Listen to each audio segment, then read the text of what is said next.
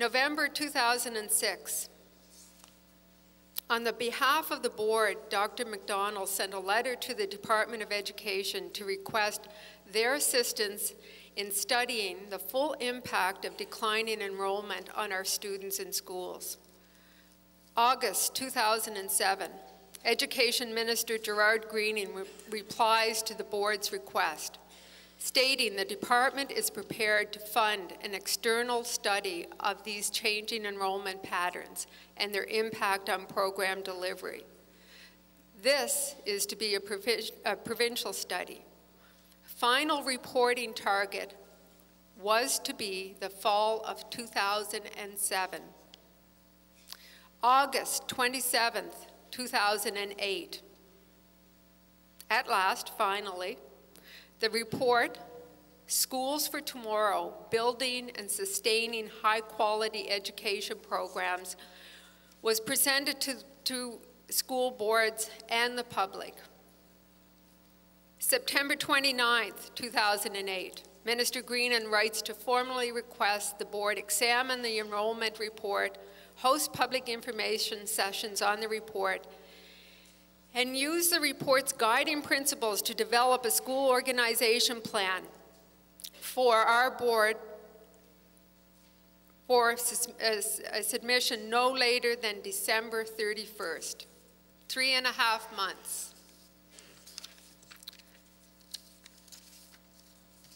October 2008, the board directs Dr. McDonald to prepare the school organization plan as requested by the minister. December 17, 2008, Dr. McDonald delivers the school organization report with a permanent school closure report to the board. January 7th, 2009, the two reports go public. The strict timelines for the permanent school closure report decision became the priority of the board. It was the duty of the board to follow the School Act regulations and board policy FCB.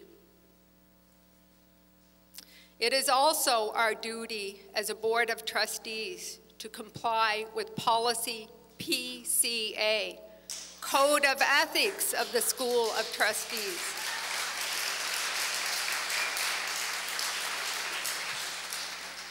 Number 4 of our Code of Ethics, obey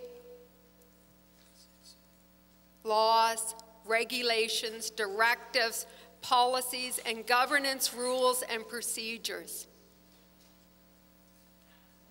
We were obligated to do that.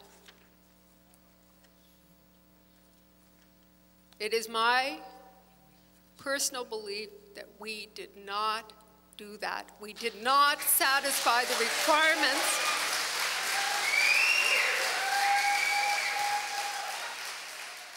However, I do not believe that all schools recommended in this report should close, and I also believe that the closure of any of these schools need more time and collaboration with parents and communities. The School Act on PEI was written to address the closure of a school, not the closure of 11 schools. As a board, we must not only address small schools. For too long, we have been ignoring the needs of large schools. However, we cannot place the blame on small rural schools for this. I implore my colleagues to not send students to schools only to be in an overcrowded building. We have transportation issues to investigate, we have rezoning to consider, and strict rezoning has to be a consideration. We have kindergarten numbers, kindergarten environments, and kindergarten philosophy to consider. We have the existence of childcare centers to consider, and we have an opportunity to provide space for early learning in ways like never before. We have an obligation to do this right, and if we do this right, we can have schools with age-appropriate wings or grade configurations that do work. Maintain this until we can assure that a competent and trustworthy process is in place. When are we going to get it? That education is not an expense, It is an investment. I believe we can take what we learned and continue a process of quality change. Regarding the motion, I do not support this motion. With regard to Parkdale, we've heard numerous presentations from that Parkdale school community. I found that they do have one grade for every class, one class rather for every grade. Of all the schools that we visited, Parkdale stood out as having a tired facility other than their brand new gymnasium. I have arrived at tonight with a question.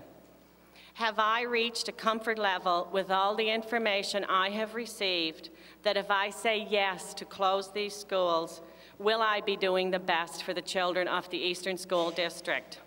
The answer is no, and therefore my answer tonight will be no to all 11. I personally feel it was very unreasonable and incredibly short-sighted to expect our superintendent and his staff to put together a comprehensive school organization plan for a district as large as the Eastern School District in approximately 3.5 months. In my opinion, there is an absence of a long-term master plan for education in the Eastern School District. The school organization process has not yet identified that the strength of the education in our small schools has been so weakened that they should be closed.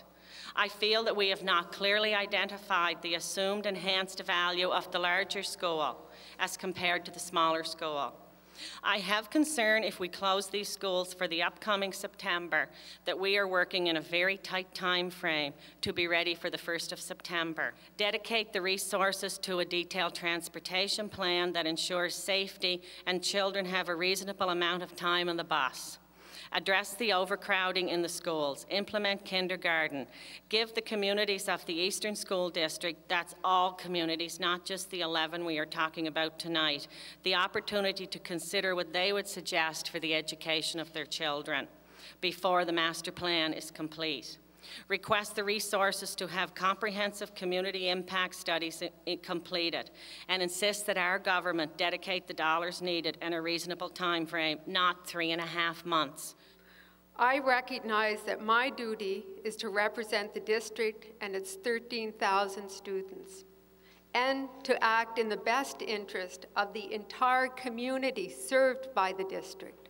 We need to pause, rethink, and redevelop our school organization plan. Personally, I felt that there was not sufficient information in the January 7th report or the additional supplementary information presented on February 7th around key factors,